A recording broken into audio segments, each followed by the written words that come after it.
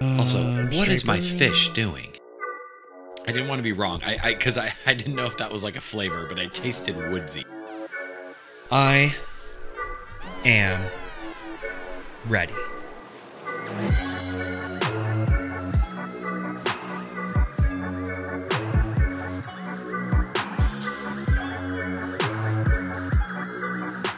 What is going on, everybody? Welcome back to another episode of the Team Morale Podcast, where we do our three favorite things: talk a little bit of booze, a little bit of beer, and a whole lot of basketball. Ian, the tall guy, coming back at you from Fort Worth, and we're here again.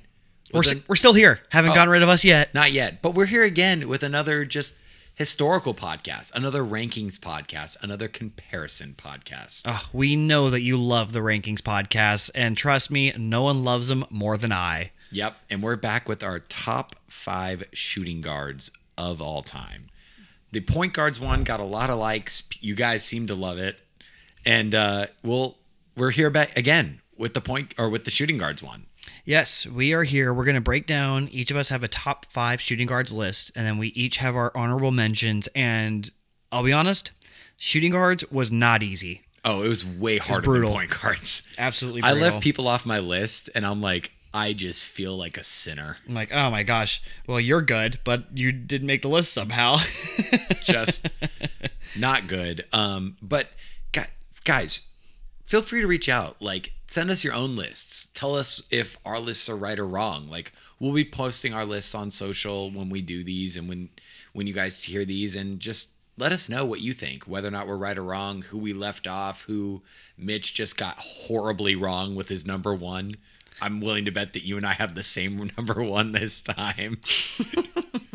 You have Drazen Petrovic at number 1 too? Absolutely. Shout us out. Tell us how wrong you think Ethan is, and let me know how right you think I am. And Damian Lillard is not a shooting guard, Mitch. Look, he's number 1 in point guard through center in my heart. What are we drinking tonight? Alrighty, people, we are drinking Woodinville straight bourbon whiskey. Woodinville is coming from my neck of the woods up in the Pacific Northwest. Washington. Yep. It comes in Washington. And so it hasn't been going on for a very long time, but they've had a pretty good run of it pretty recently. So they actually have already won the Craft Whiskey of the Year and the Craft Rye Whiskey of the Year 2 years in a row by the American Distilling Institute. This was originally created by just a couple of friends, a couple of dudes that decided, hey, we have a farm in Quincy, Washington, and we're gonna try to craft some whiskey, and it's turned out pretty darn good so far. So what I've learned from doing this podcast is half of the things we drink are just made by like a couple of buddies. Couple like, dudes. Hey, you want to make a whiskey? Hey, Ethan. Yes. You want to make a whiskey? I would love Let's make a whiskey. More than that. Do you know anything about how to make a whiskey? No, but I'm sure we can YouTube it. No, but it tastes good.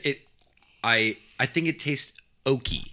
Like it tastes, or like woodsy. Woodsy? Yeah, woodsy. Like it tastes like I'm out in the woods and I'm like, out in nature. It just tastes like I'm like in the woods. I will say that this would definitely be a good one. Like, it's not crazy smoky, but yes, it is. It's got like when you say woodsy, I almost think of like a pine tree and being in the forest, and when I say that, like sometimes I think campy and sometimes like I think like campfirey, but it's not super smoky. Yeah, that makes a lot of sense coming from a whiskey from the Northwest where there's a lot of woods. We like trees in the Northwest. Trees. We got some nice oxygen up there. I love it. A lot of good trees, a lot of good whiskey coming from up there. This is no exception. This whiskey tastes good. And we're getting to the point, people, where I've drank and tasted enough to where like I've developed a palate. And really? Like, it just tastes good. Like, I mean, other than like good, but like I can taste the oak. I can taste like I get the tastical sense. All right. Well, I want you to keep sipping away, and then when we hit the halftime on this podcast, we'll tell people what we think. All right. Absolutely. All right. All right, Mitch. Say who you have at number 1, And if we don't have the same number one, I'm going to walk over there and sock you in the face. Okay, all right. Let's be all realistic for a second. CJ McCollum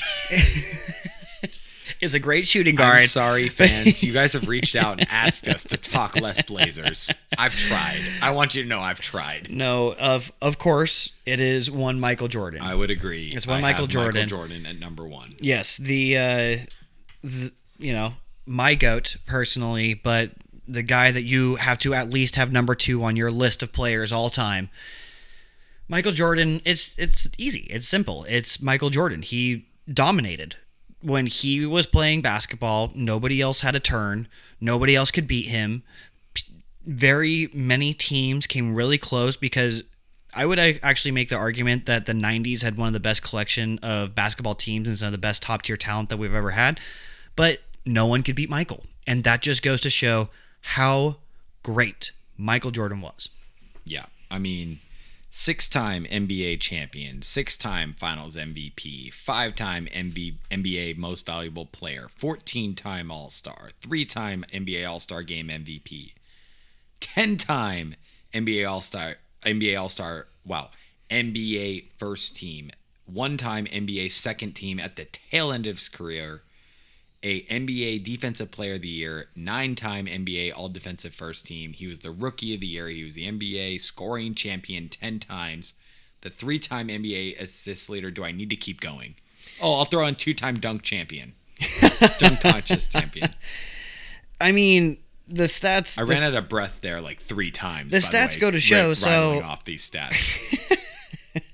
I'm going to start off with the fact that he could average 30 points a game for his career, and that included several 20-point a game per season for the season with the Wizards. I was about to say, as a 40-year-old. So similar to in the point guard one, when I was talking about Magic Johnson tanked his career stats in his last year, where it just kind of like brought him down a lot.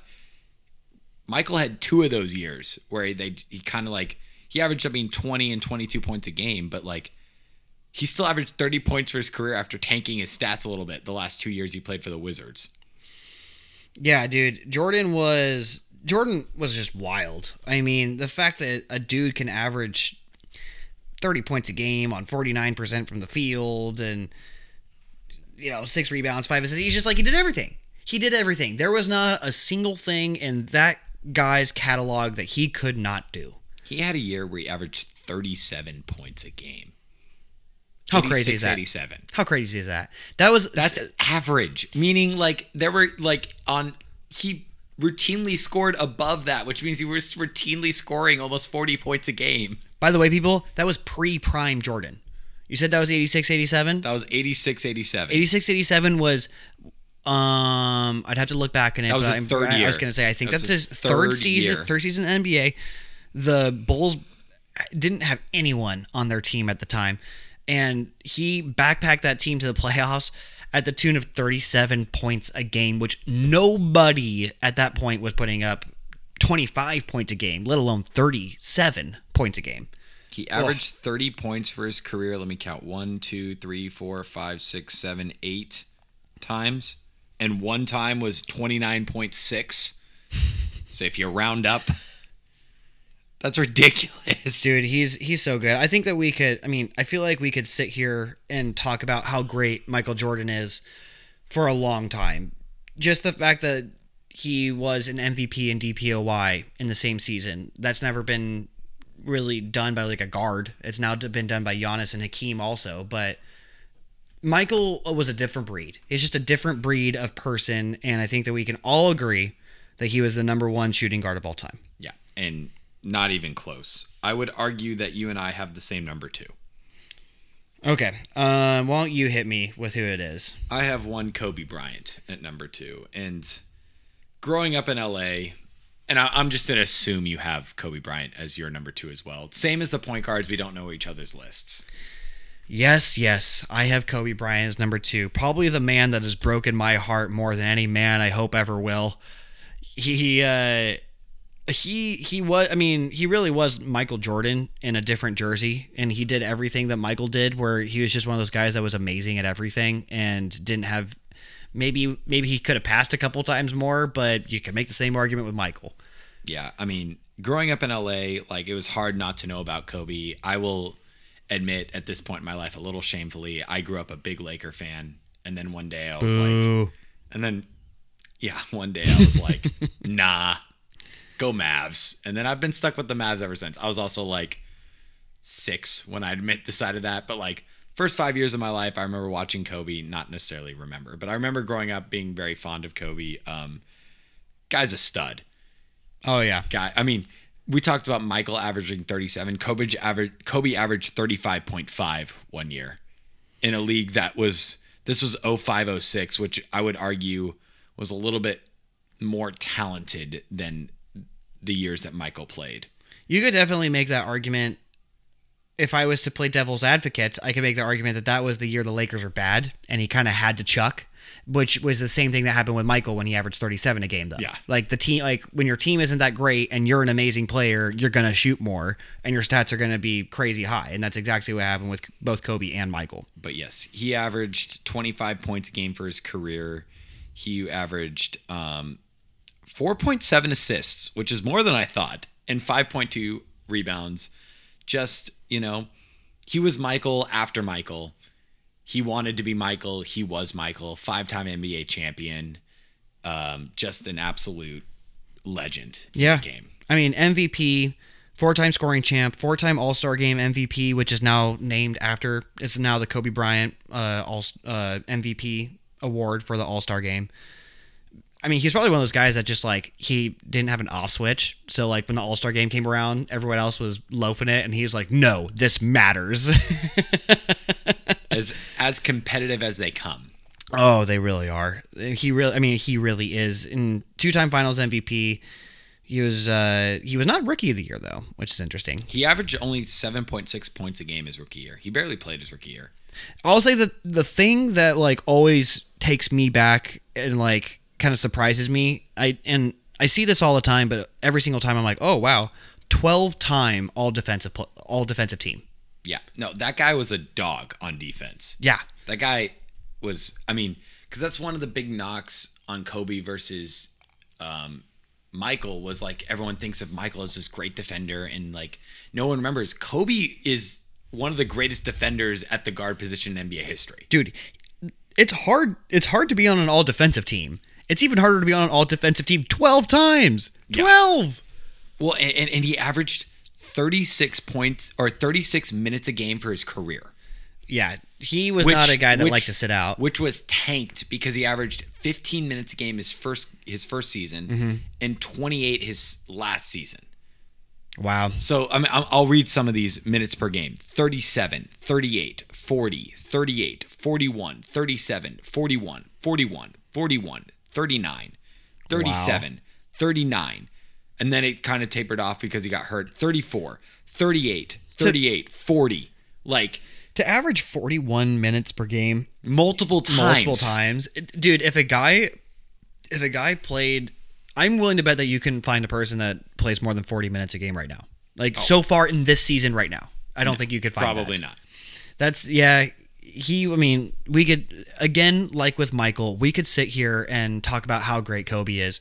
It's just, he was a grinder. He had one of the greatest work ethics of, I'm not even going to say basketball, but like life. Life. The Mamba mentality is really taken a hold after he passed away. And we don't want to get too deep into this, but in my opinion, Kobe Bryant was one of those guys whose best years were ahead of him. I believe that he was going to be one of those guys like, oh wait, he played basketball type of guys. Like, I mean, his death obviously took us all by shock and by sadness and by surprise. Like, I will not admit, like, or I will be like, I wouldn't like hide the fact that like I've shed tears over it. Like many people have. It was an emotional time, but like he is just on his basketball stats, everything about him, absolute legend of the game, deserves every bit of accolades that he was been given. Yeah, as a guy that had his heart broken so many times by Kobe Bryant, and I don't know if there's anyone out there in the world that hated Kobe as much as I did during his playing career. I absolutely respected him and the person that he was and the person that he became post basketball. And I totally agree with you. I think that he had a lot of like stuff yet to come, and like a lot of like the greatest things in his life to come. And it's so sad to see something happen to a guy like that, and so horrifically. And it is really, really sad. And I think we have to mention how much it took everybody, you know, when he passed away in such a sudden fashion that he did. And I remember exactly where I was, and I was working with the Blazers, and I happened to be standing next to an old Blazer, Jermaine O'Neal, and he got the news from me. And it was one of those things where it's like everybody in the room was like borderline on tears. And I didn't even like Kobe. No. I hated Kobe, and I was borderline on tears during the whole thing. It was one of the most emotional things I've ever been a part of. Yeah, it was, I mean, heartbreaking on many accounts. Like I was also working at a game at the time, and it was just, you know, super sad. Like everyone was just kind of like, nah, like that's not how that was supposed to end. No, like, this guy it's not real, right? Well, again, like his post like career like trajectory was, he was going to do so, I mean, he already won an Oscar. He was already doing like so many things. He was going to do so many great things for the WNBA. He was such a proud like girl dad. Like that was a big thing. Like he was going to be huge for the WNBA. The father that he was to his girls, like it was just crazy. Like super sad, like upsetting. Like it's just one of the saddest moments I think I'm going to be a part of. And what a weird start to this whole COVID year. But I think we have to move on. Yeah, we've got to get going forward in this. So I'm going to ask you, who's your number 3? You're asking me? I'm going to ask you, who's your number 3? I hate this player. Oh, I think we have the same then. I have Dwayne Wade. Yeah. I hate Dwayne Wade so much. Love Dwayne Wade. But you got to respect the man. You hate Kobe. I hate Dwayne Wade. It's fair. Well, Wade and Dirk had like a weird rivalry because they just like every time they went to the finals it was always against each other. Well, and Dwayne was just a dick about it. Or was Dirk a dick about Dirk's out here just trying to be like German and things, and Dwayne's like, nah, screw you, man. Okay. All right. So, but for real, Dwayne Wade's an absolute killer. Oh, yeah. Just a straight killer. When he was with Miami. And then he went to other teams. He's like, wait, I'm not a killer anymore. And he's like, I'm going to come back to Miami and be a killer. Yeah, his career totals were definitely plummeted in his several years afterwards when he was like, oh, I'm going to go play for Chicago and Cleveland. And then hold on, I'm going to go back to Miami and just like be a like kind of a role player guy where he I mean, in the last several years, he averaged 11, 11, 12, and 15. And that does not tell the story of Dwayne Wade because in his best year, he averaged 30 points a game, which not many people can do. Again, we're talking about the top 2 shooting guards of all time, averaging 35 and 37. Mm-hmm. Dwayne Wade averaging 30 is still a impressive feat. He's an absolute killer at the guard end. He played with such swag. And just so much confidence that you just look at him, you're like, that guy's a baller. Yeah. I don't think I mentioned this, but I also have him at 3. I also had Dwayne Wade at the 3rd spot. And it's one of those things where he proved everything. He was a great defensive player. He was a great offensive player. He won several championships with both like... All with the Heat. With the Heat. But he did one on his own with him and Shaq doing their thing. I don't want to say anything about the refs, so I won't. And then he did several with LeBron, just being a freaking one of the greatest number 2s on a championship team. Which I won't say anything about the refs in those LeBron championships. No, okay, so 2008-2009 scoring champion, 3-time NBA champ, 8-time All-NBA, 3-time All-Defense, All-Rookie his rookie year, 2009-2010 All-Star Game MVP, and the 2005-2006 Finals MVP, along with being a 13-time All-Star. And again, you look at his career stats, and it's 22 points a game, 5.4 assists, 4.7 rebounds. None of that like really blows you away. 1.5 steals, 0.8 blocks. Like none of that really blows you away in terms of like all time. But if you watch the man play, he was just, again, I can't say it. It's straight like just killer. I can't think of another word that describes Dwayne Wade better than electric. Yeah. The dude was damn electric. Everything like must see TV. Oh yeah, like it felt like every shot he was taking was like a circus shot or a dunk over somebody because he didn't want to shoot the ball. Like he didn't like even mid-range he didn't really want to shoot. But he was a career 29% 3-point shooter. Oof. And still averaged like 30 points a game while not being able to shoot threes. His best year from three, I'm looking right now, looks like he shot 33%. His best year was 33% his last year. His very last year in the NBA was his best 3-point shooting career. His worst was 17%. Okay, but to go on the other side of that, his career field goal percentage is 48 flat. Which is insane very, very, for a guy very high. who can't shoot. It's really high for a guy who can't shoot, which goes to show how amazing he was at finishing around the rim. He was so creative. He was so explosive. He was so athletic. He was so nimble. He was the perfect guy around the rim. The greatest in the lane improviser, arguably in NBA history. The guy could get himself in a situation where you're like, how the hell is he going to get out of this? And then all of a sudden it would flip up, go off the rim at like some weird spin and go in. Yeah, so he was one of the most, almost in the same kind of like category as Derrick Rose, but like they were just so much fun to watch because they were so explosive.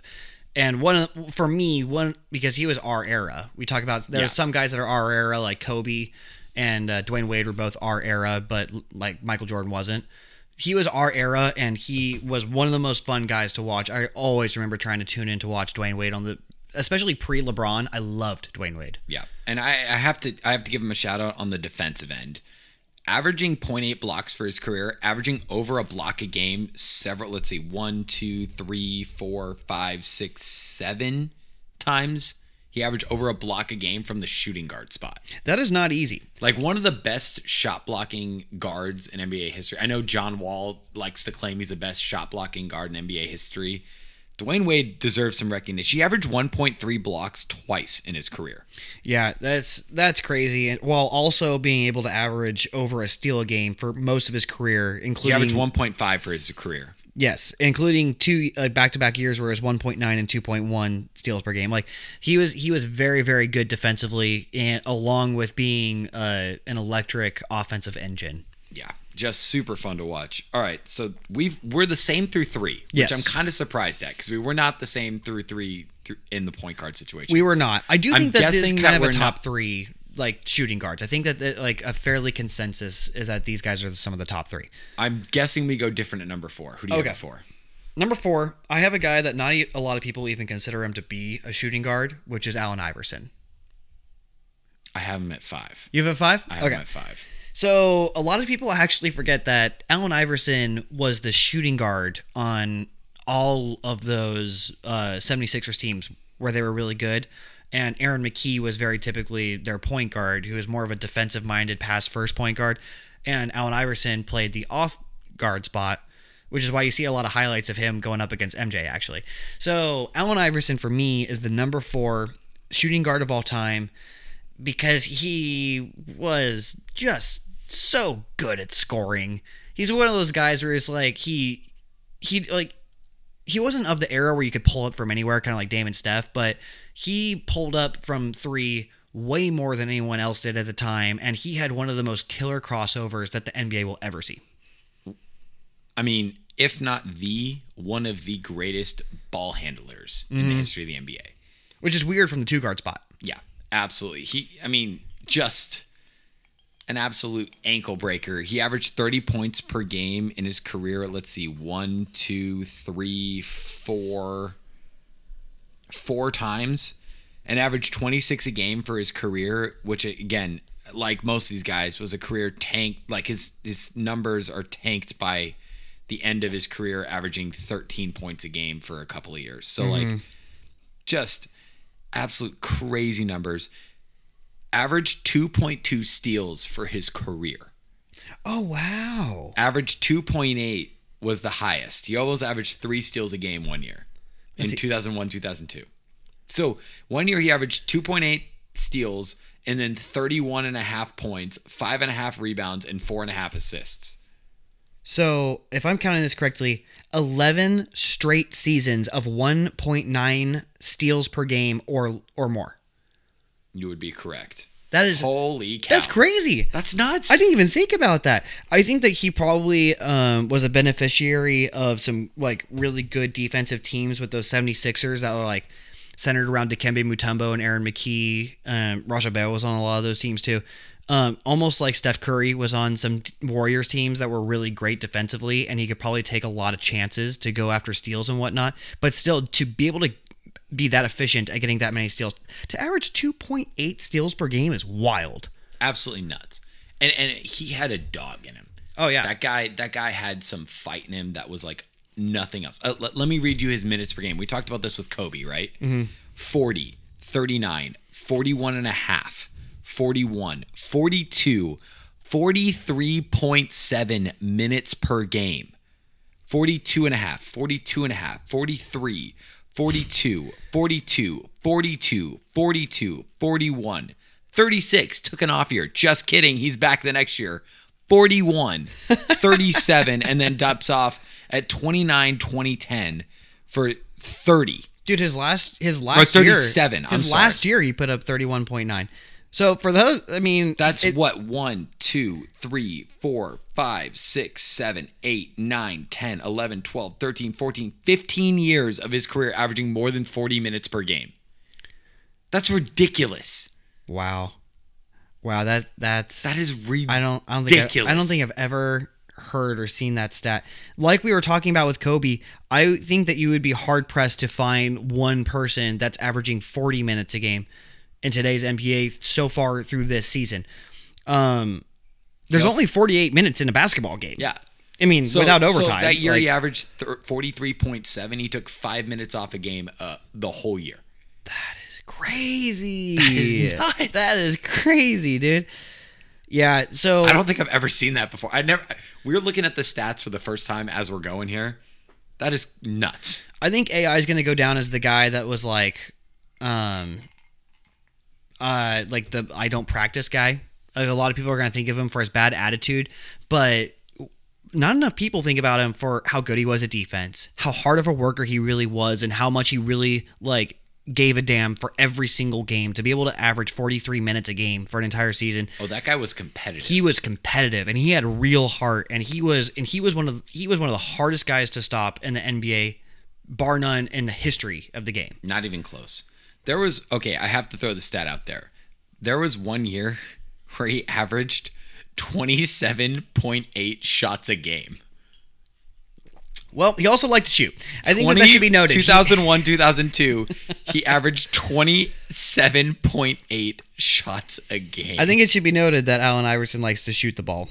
That guy, do you understand how much effort it takes to shoot the ball basically 30 times a game? I'm willing to bet he's got some shoulder issues going on right now with how much he shot the ball. Ridiculous.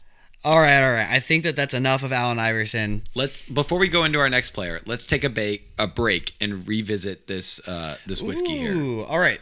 Because your boy needs another glass. Your boy needs another glass. You want to pour yourself a little bit? I would love to pour myself another one. Here you go. All right. So as a revisit, that's got a nice sound to it. It does have a nice sound to it. All right, so we're drinking Woodinville, relatively new, out of Quincy, Washington. Already won a couple American Distillery Awards, and I personally loved it from the first sip. It was it's really dark. Like, it's surprisingly dark, and I was really expecting it to be harsh, and it was so smooth. Right off the very first sip, I get a little bit of cinnamon on it. The sweetness is more faint on it, while also being smooth, which I think is kind of like a rare combination you get. Yeah, it definitely has smoothness to like bite ratio is like very easy to drink. I said this earlier. It's very like woodsy. Yeah, and woodsy that's for what Woodinville. Like I feel like I should be around a campfire. Yeah, or camping, and like I should be making s'mores with this one. Yeah, no, I I think that you get very subtle hints of like the caramel and vanilla that we talk about a lot on the whiskeys. I get a little bit of like, I think that they put the whiskey in toasted oak barrels, which I get a little bit of, and there's like just like a tiny bit of like tobacco flavor.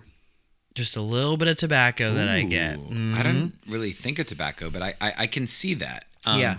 It's easy drinking, but it's also like flavorful drinking. There's like definite layers of drink like flavor when you take a sip. Yeah, no, I totally agree. I don't think I had like super high expectations because it is such a young whiskey, and no offense Washington, but you're not exactly famous for your whiskey distilleries, and I have very much liked it. It comes in a really cool bottle. They got a really nice cork on the top of it. It says WW Co on it. Yeah, they like brand the top of the cork, which is kind of cool. Yeah, the whole like presentation of it I think is really nice as well. Yeah, and again, it's flavorful. It's there's a lot of depths of flavor going on here. Like we talked about, like I said, like I feel like camping. I feel like I'm making s'mores. Like, but I don't taste smoky. It's not smoky. You know, it's more like a little bit spicy, tiny bits of sugar, but like sweet and vanilla-y, but also like oaky. It's again, there's a lot of. I don't have a refined palate yet. We're getting there. Yeah, but there's a lot going on here, and I'm labeling it as best I can. Yeah, and it's 90 proof, so it'll get you nice and messed up if you want. I think that the bottle looks a lot like a while ago we had a Huling Station bottle that was very rectangular and very like firm hard glass, and it reminds me a lot of that. Ooh, that's actually a good one. That was like the longest name of the whiskey that yes. we've ever had. I was like I remember editing that one and like typing out the name, and I was done. I was like, oh, I need more characters. It had nothing on Copper Sea, but it was absolutely one of the longest ones we've had. Yes, absolutely. So yes, Woodinville straight bourbon whiskey, fairly new. Go and try it out, you guys. I'm a big fan. It's a good one. Represent the Northwest. Yeah, for those of you up there. Yeah, we know Mitch is representing you guys well out of there. Love it. All right, so I'm willing to bet that we break at number 4. Or no, you already said your number 4, right? Yes, I said my number. Oh, was AI not your number 4? No, I have a different number 4. Ooh, all right, here we go. I have Jerry West at number 4. Oh, really? I have Jerry West coming in. A lot of people think of him as a point guard. I label him as a shooting guard, and I have him at number 4. I'm really glad that you mentioned Jerry West, because I actually did not have him on my top 5 list. And I actually did not have him on my honorable mention list. Really? Mm-hmm. And so this is. Do you regret that? Yes. So this is exactly what we're talking about with this shooting guard list, and I think it really happens after Dwayne Wade, where you could go all the way down to the 20th best player, and you could make an argument for him being the 5th best shooting guard. You know what I mean? And Jerry West is one of those guys where I didn't know where to put him because. A couple of factors. One, he played in the Plumbers League. People make a joke about how back in the 50s and 60s, it was like you had bank accountants and plumbers and stuff like were also professional basketball players. In Jerry West's defense, he started playing in 1960. Okay. Okay, so 1960 to 1974 was his career. Okay, and then the other argument that would be made against him is that he was not the clutchest of players. He actually he struggled quite a bit in the big moments, but he did win his championships. He did win his championships. So tell me, what is the stats on Jerry West? So it's kind of hard to like value Jerry West because a lot of stats didn't actually start getting like taken until like his last year in 1974. So like steals, blocks, rebounds, like they were kind of taken, but not really. There's a lot of gray area in his stats. What I can tell you for sure is he averaged 27 points per game for his career, averaging over 30 points a game 1, 2, 3, 4 times. So he averaged 30 points a game 4 times, including leading the league one year with 31 points a game. He averaged 6.7 assists a game, including leading the league one year with 9.7. And he averaged 5.8 rebounds for his career. But other than that, there's not a lot of stats I can give you in terms of his like per game numbers, just because stats weren't really taken all that often. So I got some stuff for you. He was scoring champ 1 year. He was an assist champion, which they used to really credit back in the day in 71-72. He was an NBA champion in 70, so one-time NBA champion, 12-time All-NBA, 5-time All-Defensive Player, the All-Star Game MVP in 71-72, and then also the Finals MVP. Which I'm gonna have to double check this, but I believe that Jerry West is the only Finals MVP without winning. Yes, I'm pretty sure. I'd have to look into it, but I'm pretty sure that correct. Jerry West is the only player to ever win the NBA Finals MVP award without actually winning. And we could have made the argument for LeBron against the one series against the Warriors. But the fact that Jerry West actually did it is crazy. It's very, very difficult to do, to be the best player in a series where you lose. Jerry West is the only player to win an NBA Finals without winning. It's happened in the NFL before. Finals as well. MVP. Or yes, the Finals MVP without winning. Yeah. He's done that. Yeah, Yes. it's crazy. Jerry West, for those of you who don't know, is also the logo. Like the Yes. NBA logo that they use he's he literally is the that logo. guy. Which is pretty impressive. So I love Jerry West. I had a hard time not putting him in because he was very, very efficient, really good, constantly on NBA Finals teams, but I ended up leaving him off my list for a couple of reasons. One is the inability to surpass the Celtics, and two was that he's kind of like the point guard, shooting guard tweener, and we didn't use him as the point guard. Like when we were talking about our point guard list, I think we specifically are like, we can't use Jerry West, we're going to use him as shooting guard.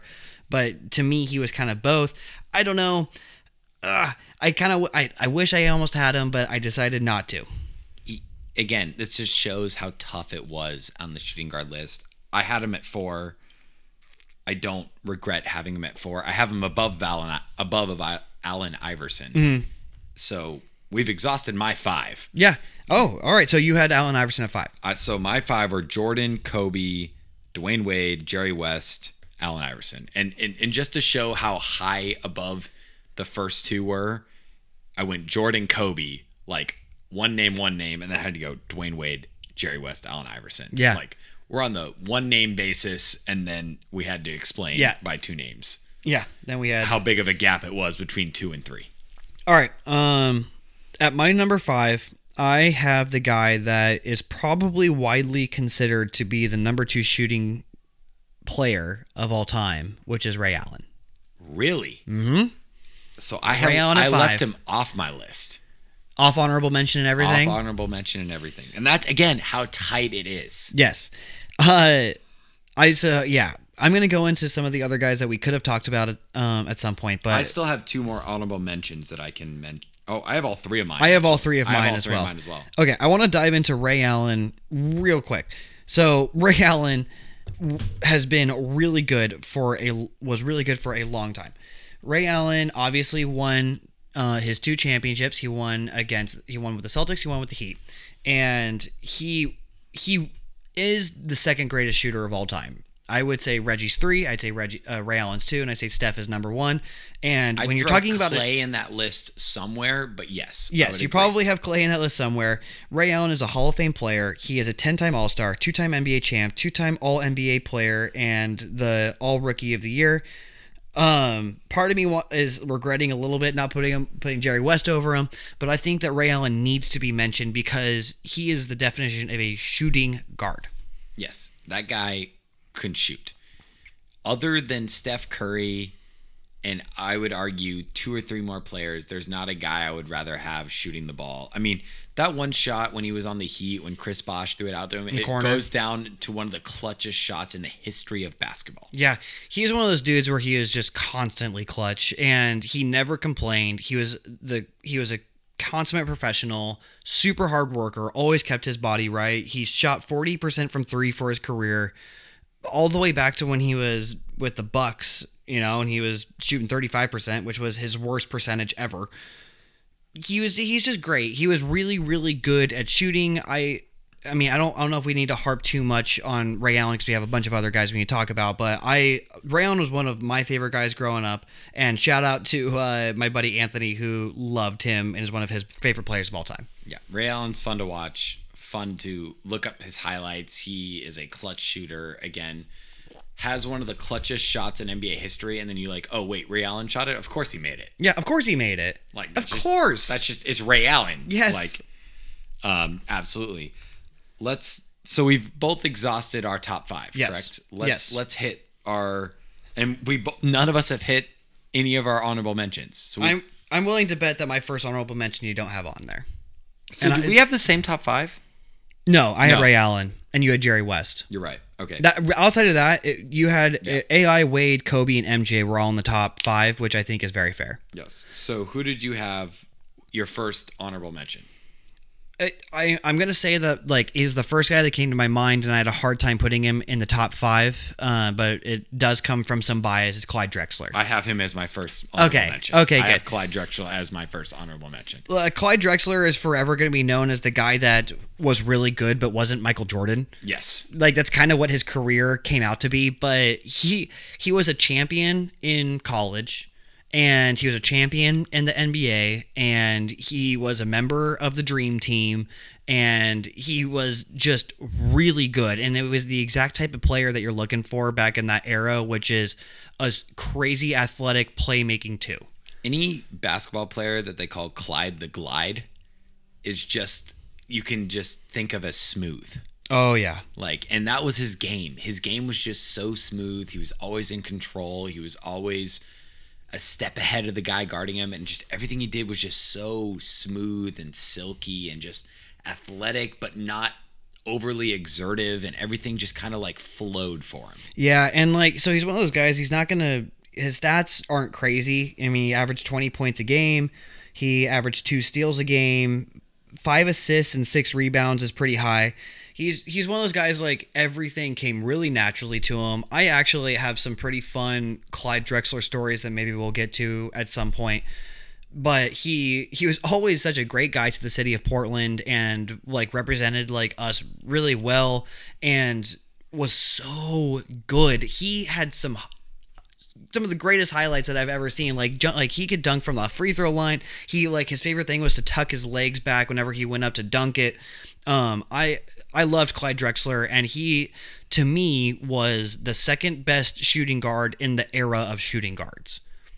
Yeah, he was really good. And that's why I have him so high. Yeah, anyways. I also have him really high. Who do you have next? My next guy is James Harden. That's who I have. Yep. I actually thought that you weren't going to put him in there, so I put him in my honorable mention. There's a couple of, I mean, James Harden's just a good basketball player. He's a guy who cheats the system.